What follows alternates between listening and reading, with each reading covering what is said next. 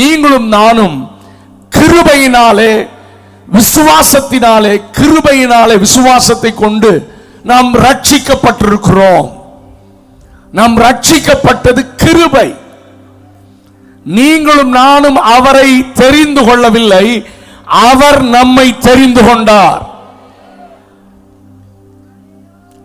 தகுதியுள்ள ஒருவனை அல்ல, தகுதியில்லாத ஒருவனை தெரிந்து கொண்டார். இதை மட்டும் நம்ம மறந்துடவே கூட.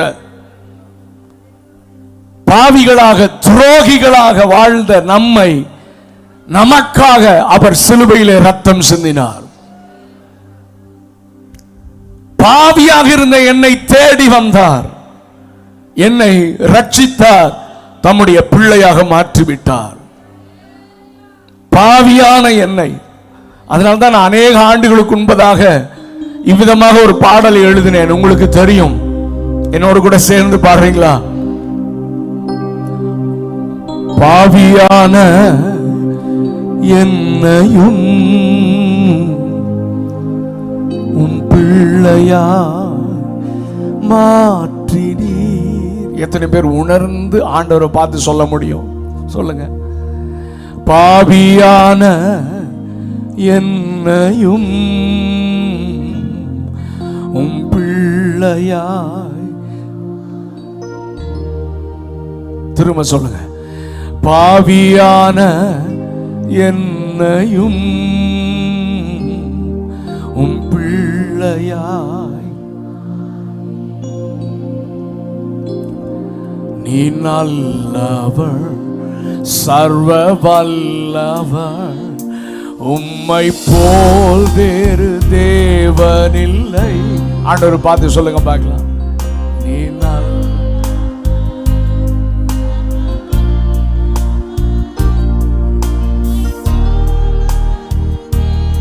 கரங்களை உயர்த்த முடியுமானால் உயர்த்தி ஹல்லேலூயா ஹல்லேலூயா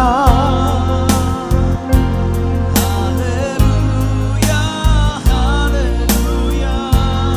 சத்தமா முழு பலத்தோடு ஹல்லேலூயா ஹல்லேலூயா. என்னை முன்குறித்தீரே, என்னை முன்குறித்தீரே. நீர் கைவிடவே மாட்டீர், நீர் கைவிடவே மாட்டீர். ஆண்டவர் பார்த்து சொல்லுங்க. என்னை முன்குறித்தீரே.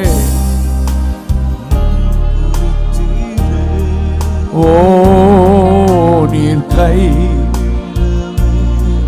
அதனாலதான் சொல்றப்பா, நீ நல்லவர், நீ நல்லவர்.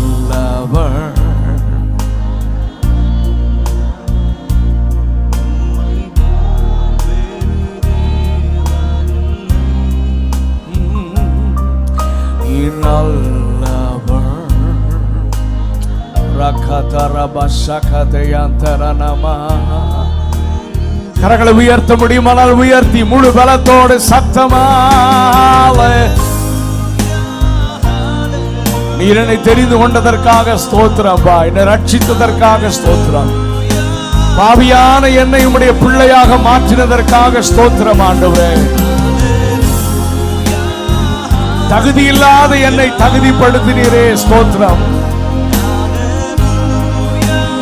ஹல்லேலூயா.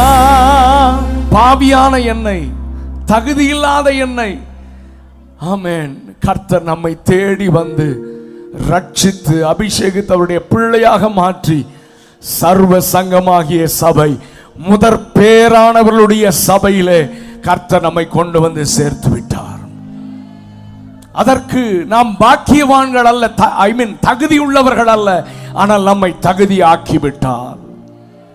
ஆனால் நாம் அதை காத்துக் கொள்ளுகிறோமா, அதிலே ஜாக்கிரதையாய் இருக்கிறோமா என்பதுதான் மிக மிக முக்கியமான ஒன்று. யாத்திராகமம் 13வது அதிகாரம் 2வது வசனத்திலே ஆண்டவர் இவ்விதமாக சொல்லுகிறார், வாசியுங்கள். அப்பொழுது மோசே ஜனங்களை நோக்கி,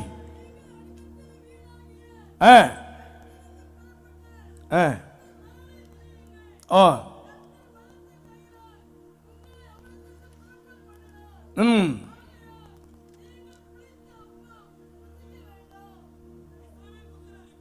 ஏ கற்பம் திறந்து பிறக்கிற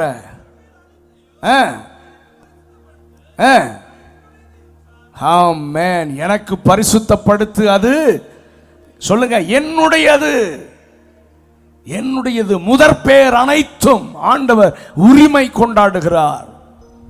ஃபர்ஸ்ட் born is mine. முதற் பிறந்தவர்கள் என்னுடையது. அதை என்ன செய்ய வேண்டுமாம்? பரிசுத்தப்படுத்த வேண்டுமாம். நீங்க என்னாகமம் 3வது அதிகாரம் 12வது வசனத்தை வாசியுங்கள். இஸ்ரவேல் புத்திரரில் மறுபடியும் வாசிங்க. கற்பம் திறந்து பிறந்த முதற் பேரான யாவுக்கும் பதிலாக நான் லேவியரை, பாருங்க, முதல்ல ஃபர்ஸ்ட் பார்ன் பார்த்தோம். நல்ல கவனிக்கணும் எல்லாரும் வேத வசனத்தை. முதற் பிறந்தவர்கள் பாக்கியவான்கள் என்று பார்த்தோம். ஆனால் இப்பொழுது ஆண்டவர் இன்னொரு கோத்திரத்தை தெரிந்து கொள்ளுகிறார். எதற்கு பதிலாகனா, முதற் பேராக பிறந்த யாவுக்கும் பதிலாக நான் இப்ப லேவியரை சூஸ் பண்ணிட்டேன். நான் இந்த மாலையில இந்த அடுத்த செஷன்ல யூத் செஷன்லையும் இந்த சூசன் தெரிந்து கொள்ளுதலை குறித்து நான் பேசதான் இந்த காலையில் ஆண்டவர் என்னோடு பேசினார். அதை நான் வாலிபர்களோடு கூட பேச விரும்புகிறேன். ஆண்டவர் பாருங்கள், லேவியரை தெரிந்து கொண்டார். God had chosen Levite. லேவியனை, அந்த கோத்திரத்தை ஆண்டவர் தெரிந்தெடுத்தார். அவர்கள் என்னுடையவர்களாக இருக்கிறார்கள். ஆண்டவர் ஒரு கோத்திரத்தையே தெரிந்து கொண்டார். இதன் அடிப்படையில் நீங்க இந்த வசனத்தெல்லாம் நீங்க கவனிக்கும்படியாக கேட்கிறேன். இப்பொழுது நான் இயேசுவை குறித்து நான் உங்களோடு கூட பேச விரும்புகிறேன். நம்முடைய ஆண்டவராகிய இயேசு இந்த பூமியிலும் மாம்சத்தின்படி அவர் முதற் பிறந்தார். வாசிங்கள் மத்தேயு 1:25 வாசிங்கள். மத்தேயு 1:25. அவன் முதற்பேரானவரை, முதற்பேரான குமாரனை பெருமளவும் அவளை அறியாதிருந்து அவருக்கு இயேசு என்று பெயரிட்டான். ஆமென். லூக்கா 2:23. முதற் பேரான எந்த ஆண் பிள்ளையையும் கர்த்தருக்கு பரிசுத்தமானது என்னப்படும் என்று கர்த்தருடைய நியாயப்பிரமாணத்தில் எழுதியிருக்கிறபடி அவரை கர்த்தருக்கு என்று ஒப்புக்கொடுக்கவும். ஆமென். நல்ல கவனிங்க. ஆண்டவராய் இயேசு கிறிஸ்து மாம்சத்தின்படி முதற் பேரானவர். ஆகவே அவர்கள் நியாயப்பிரமாணத்தில் எழுதப்பட்ட முறையின்படி இயேசு கிறிஸ்துவை கொண்டு போகிறார்கள், நமக்கு நன்றாக தெரியும். அது மட்டுமல்ல, எபிரேயர் 1:6 என்ன சொல்லுகிறது பாருங்கள் இயேசுவை குறித்து. வாசிங்கள் எபிரேயர் 1:6. மேலும் தமது முதற் பேரானவரை, இப்ப யோசேப்பும் சொல்றாரு இயேசு முதற் பேரானவர் அப்படின்னு சொல்லி. இப்ப பிதாவாகிய தேவனும் என்ன சொல்றாரு சொல்லுங்க? தமது முதற் பேரானவரை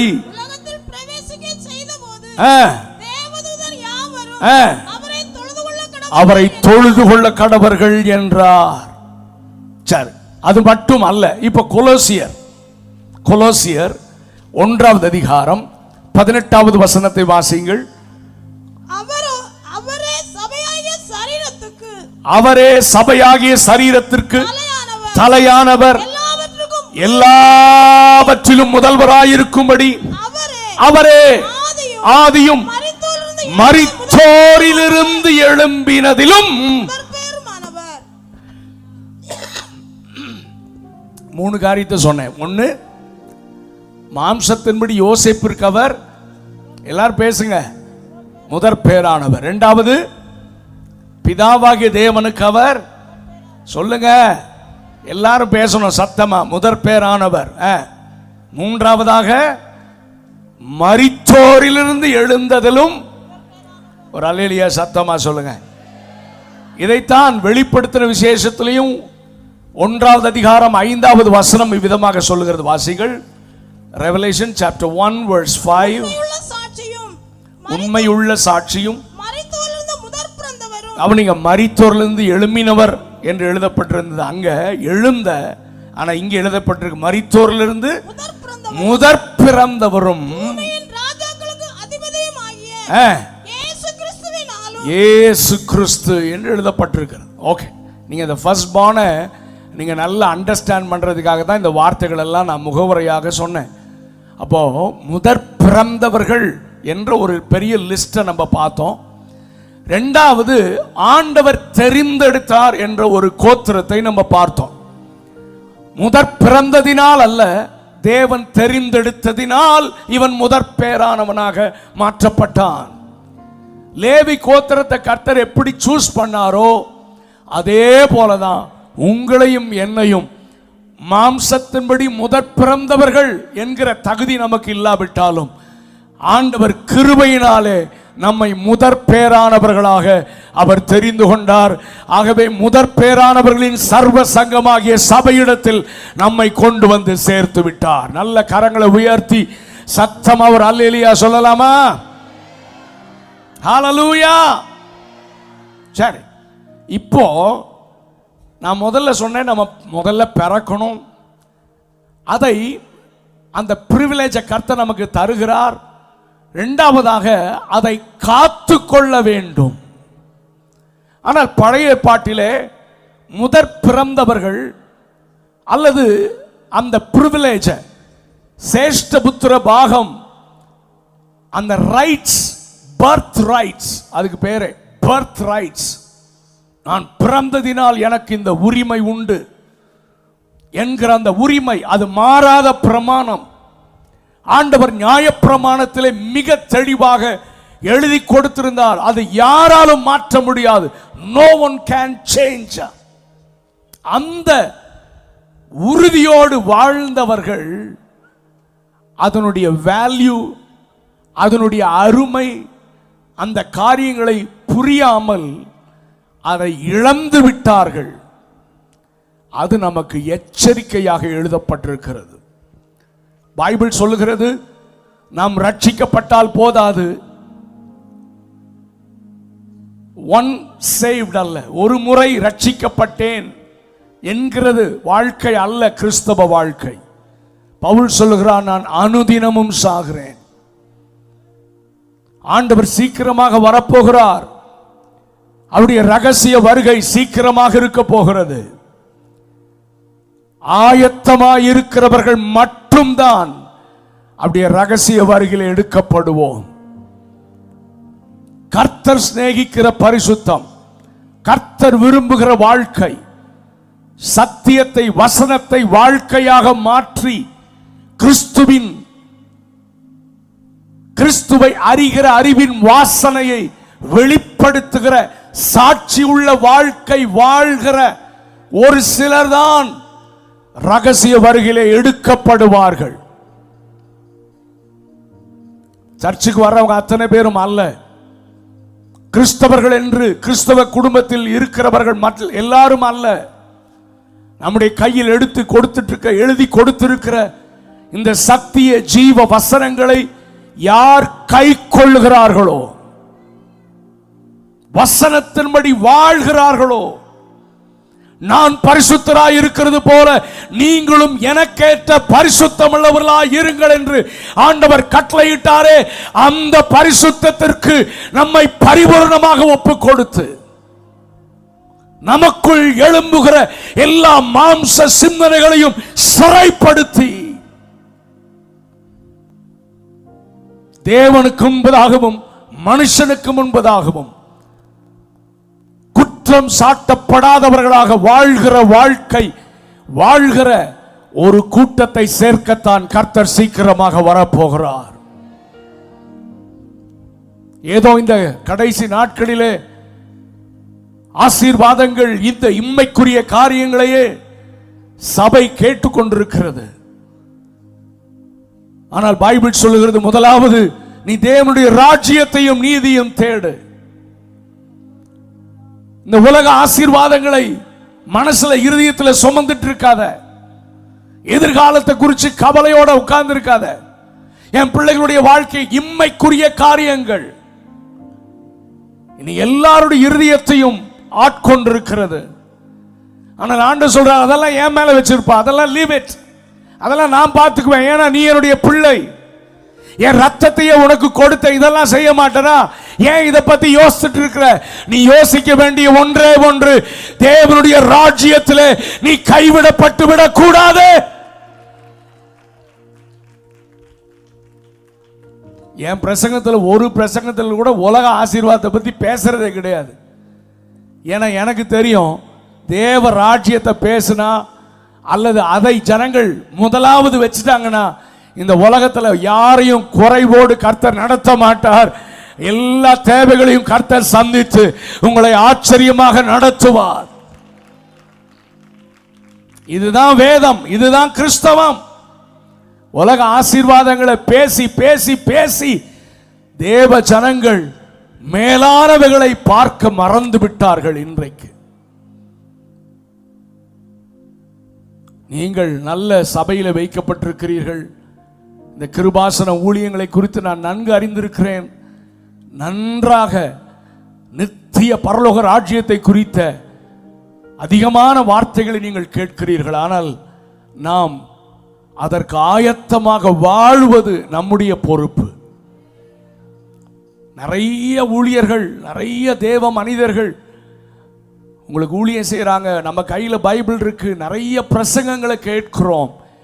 ஆனால் அதன்படி வாழ முயற்சிக்கிறோமா என்பதுதான் கேள்வி. வசனத்தின்படி வாழ்கிறவர்கள் தான் பரலோகத்தை சுதந்தரிப்பார்களே ஒழிய கேட்கிறவர்கள் அல்ல, அதை கை கொள்ளுகிறவர்களே. இந்த காலை நேரத்தில் கர்த்தருடைய ஆவியானவர் நம்மோடு கூட பேசி கொண்டிருக்கிறார். ஆமென், ஹல்லேலூயா. இம்மைக்குரிய காரியங்களை எல்லாம் இந்த காலை நேரத்தில் உங்கள் இருதயத்தை விட்டு அகற்றி போடுங்கள். பண தேவைகள் உண்டு, பொருளாதார தேவைகள் உண்டு, உடைய பிள்ளைகளுடைய எதிர்காலம். ஆண்டவர் சொல்றார், உன்னை விட எனக்கு அதிகமான கரிசனை உண்டு. நீ தான் ஏதோ பாரத்தை சுமந்துட்டு இருக்கிற நினைக்காத. உன்னை குறித்து, உன் பிள்ளைகளை குறித்து, உன் குடும்பத்தை குறித்து, உன் வேலை, உன் பிஸ்னஸ், எல்லா காரியத்தை குறித்து நான் கரிசனை உள்ளவனாக இருக்கிறேன். ஆனால் நீ அதை தேடாதே, தேவ ராஜ்யத்தை தேடு. ஆமென். ரகசிய வருகை எந்த நிமிஷத்தில் வந்தாலும் நான் கைவிடப்பட்டு படக்கூடாது என்று ஆமென் ஜாக்கிரதையோடு கூட ஓடுகிற ஒரு சிலரை கர்த்தர் தேடி வந்திருக்கிறார். அதனால தான் பவுல் சொல்லுகிறார், இம்மைக்காக மாத்திரம் நான் கிறிஸ்துவை பின்பற்றுகிறவனாய் இருந்தால் நாம் மற்ற ஜனங்களை விட பரிதாபமான ஜனங்கள். இந்த காலை நேரத்தில் ஆவியானவர் என்னை உணர்த்துகிறத நான் பேசுறேன். இங்க அநேகர் பாரத்தோடு, கவலையோடு, பிரச்சனைகளோடு, போராட்டத்தோடு, ஆமென், அதையே சுமந்துட்டு பாரம் சுமந்து தவிக்கிறோம் என்று எழுதப்பட்டிருக்கிறபடி. ஆனால் ஆண்டு சொல்றார், உன்னுடைய பாரத்தெல்லாம் என் மேல வச்சிரு, நான் என்னுடைய பாரத்தை உன் மேல வைக்கிறேனா. அது ரொம்ப லகுவாக இருக்கும். வசனத்தை கை கொண்டு வசனத்தின்படி வாழ்கிற ஒரு கூட்டத்தை கர்த்தர் உருவாக்க நம்முடைய மத்தியிலே உலாவி கொண்டிருக்கிறார்.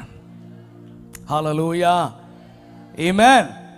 சோ நாம் அந்த தகுதியை இழந்து விடக்கூடாது என்பதற்காகவே பழைய ஏற்பாட்டிலே ஆண்டவர் அநேகருடைய வீழ்ச்சியை, அநேகர் இழந்து போனதை நமக்கு எச்சரிப்புண்டாக, பிற்காலங்களில் வாழ்கிற நமக்கு எச்சரிப்புண்டாக ஆண்டவர் எழுதி வைத்திருக்கிறார். அதிலே ஒரு நபர் நமக்கு நன்றாக தெரியும்.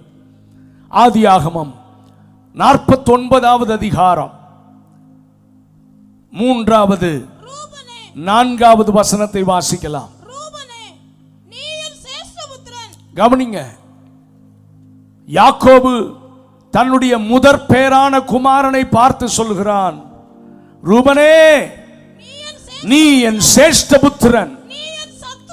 கவனிங்க, நீ என் சத்துவமும் என்னுடைய முதற் பலனுமானவன். நீ மேன்மையில் பிரதானமும் வல்லமையில் விசேஷமுமானவன். பாருங்க அந்த வசனங்களிலே அவனை குறித்து யாக்கோபு எவ்விதமாக அவன் சொல்லுகிறான் பாருங்கள்.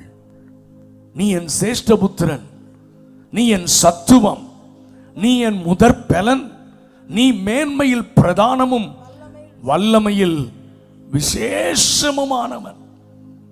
What a great privilege Reuben. இப்படித்தான்பா பிறந்த நீ. உனக்கு பிறக்கும் போதே அந்த ரைட்ஸோட தான் பிறந்த, பர்த் ரைட்டோட பிறந்த.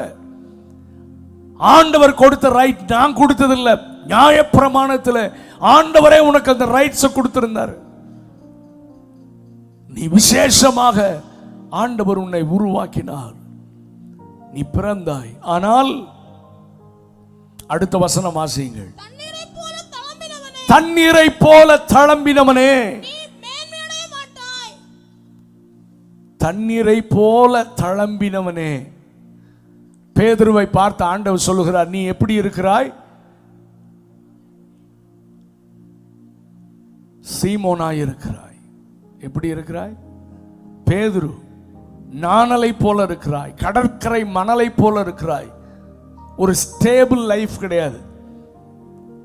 இந்த காலையில் நான் தியானிக்கும் போது அதை கூட ஆண்டவர் பேசினார். இன்னைக்கு விசுவாசிகள் ஊழியர்களுக்குள்ள கூட ஒரு ஸ்டேபிள். காலையில் கூட நானும் தம்பியும் பேசிட்டு இருந்தோம். ஒரு தேவ மனிதன் சொன்னதை பேசிட்டு இருந்தோம். கன்ஸ்டன்சி, தொடர்ந்தேட்சியாக ஜெபிக்கிற ஜெபம், தொடர்ந்து ஒரு ஜெப, regular prayer life, regular Bible reading and meditation. வேத வார்த்தைக்கு ஒவ்வொரு நொடியிலும் நடுங்குகிற ஒரு அனுபவம். ஜென்ம குணம் என்னிலிருந்து மாற வேண்டும் என்று கதறுகிற ஒரு அனுபவம்.